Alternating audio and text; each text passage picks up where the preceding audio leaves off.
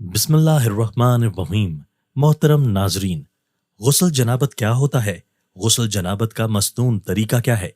جب رات کو میاں بیوی ہم بستر ہوں تو صبح کی نماز فجر سے پہلے پہلے، اور اگر دن میں یہ عمل ہو تو اگلی نماز سے پہلے پہلے میاں بیوی دونوں کو غسل کرنا ضروری ہے۔ اسی غسل کو غسل جنابت کہتے ہیں۔ غسل نہ کرنے تک ناپاکی کی حالت میں رہنے کی حالت کو جنابت یا جنبی ہونا کہتے ہیں۔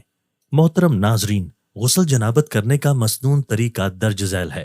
سب سے پہلے نیت کر کے بسم اللہ الرحمن الرحیم پڑھ کر دونوں ہاتھ دھوئے جائیں، پھر اعضائے مخصوصہ کو دھویا جائے، خواہ اس پر نجاست لگی ہو یا نہ لگی ہو۔ پھر مکمل وضو کرنا چاہیے۔ پہلے داہنے کندھے پر 3 مرتبہ پانی بہانے کے بعد بائیں کندھے پر 3 مرتبہ پانی بہائیں، اس کے بعد سر پر 3 مرتبہ پانی ڈالیں، پھر رگڑ کر سارے جسمانی اعضاء کو دھو لیں۔ قبلہ رخ غسل نہیں کرنا چاہیے۔ ضرورت سے زائد پانی نہیں بہانا چاہیے۔ تنہائی میں غسل کرنا چاہیے۔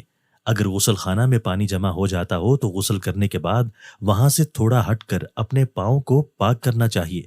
اگر کسی عورت کی چوٹی پہلے سے بندھی ہوئی ہو اور اسے غسل جنابت کی ضرورت پیش آ جائے تو اس پر چوٹی کھولنا لازم نہیں، بلکہ بالوں کی جڑوں تک پانی بہانا کافی ہوگا۔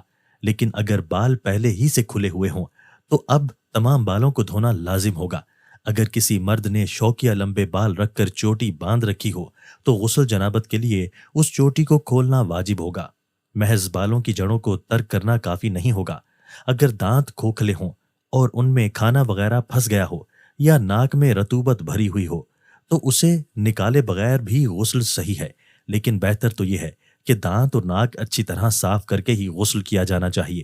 اگر ناک میں رطوبت سوکھ کر چپک گئی ہے یا ناخنوں میں آٹا بھر کر سوکھ گیا ہے یا بدن پر کوئی چیز لگی ہے جو کھال تک پانی پہنچنے سے مانع ہے تو ان چیزوں کو صاف کیے بغیر غسل درست نہیں ہوگا۔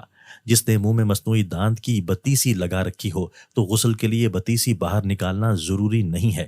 البتہ بہتر یہ ہے کہ دانتوں کو نکال کر کلی اور غرغرہ کیا جائے۔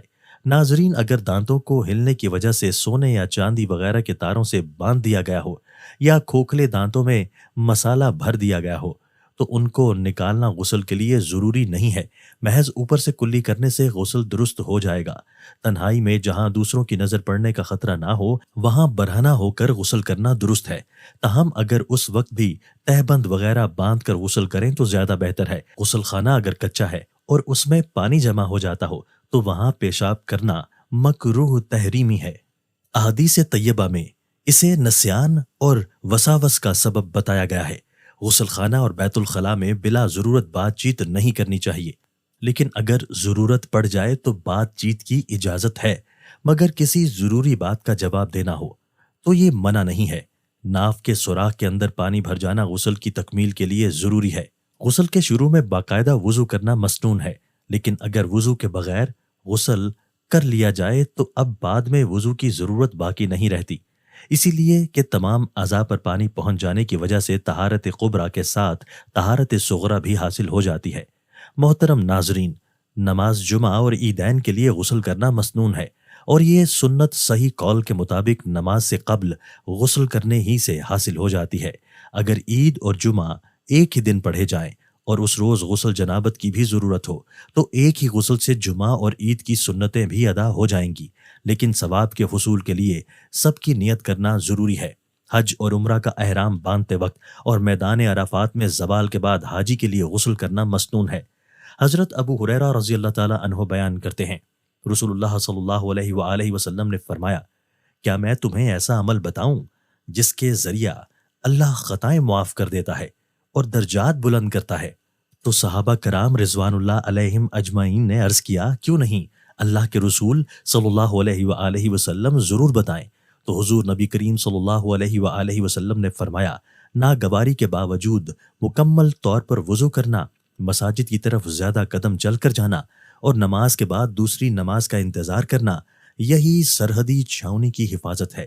حضرت ابو ایوب، حضرت جابر اور حضرت انس رضوان اللہ علیہم اجمعین سے روایت ہے کہ جب یہ آیت نازل ہوئی، ترجمہ، اس میں ایسے لوگ ہیں جو اس بات کو پسند کرتے ہیں کہ پاک صاف رہیں اور اللہ پاک صاف رہنے والوں کو پسند کرتا ہے، تو رسول اللہ صلی اللہ علیہ وآلہ وسلم نے فرمایا، انصار کی جماعت اللہ نے پاکیزگی کے بارے میں تمہاری تعریف کی ہے، تمہاری پاکیزگی کیا ہے؟ تو انہوں نے عرض کیا، اے اللہ کے رسول صلی اللہ علیہ وآلہ وسلم، ہم ہر نماز کے لیے وضو کرتے ہیں، غسل جنابت کرتے ہیں اور پانی سے استنجا کرتے ہیں۔ تو آپ صلی اللہ علیہ وآلہ وسلم نے فرمایا، بس یہی وجہ ہے، چنانچہ تم اس کی پابندی کرو۔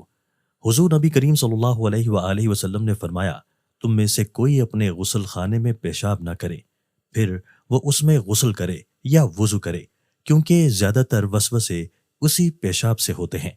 دعا ہے کہ اللہ تعالیٰ میرا سننا اور آپ کا سننا اپنی بارگاہ میں قبول اور منظور فرمائے، اور ہمیں مکمل طور پر دینی تعلیمات کی روشنی میں زندگی گزارنے کی توفیق عطا فرمائے، آمین۔ تمام ناظرین سے گزارش ہے کہ اللہ کے 99 ناموں میں سے ایک نام کمنٹ میں ضرور ٹائپ کریں۔ شکریہ۔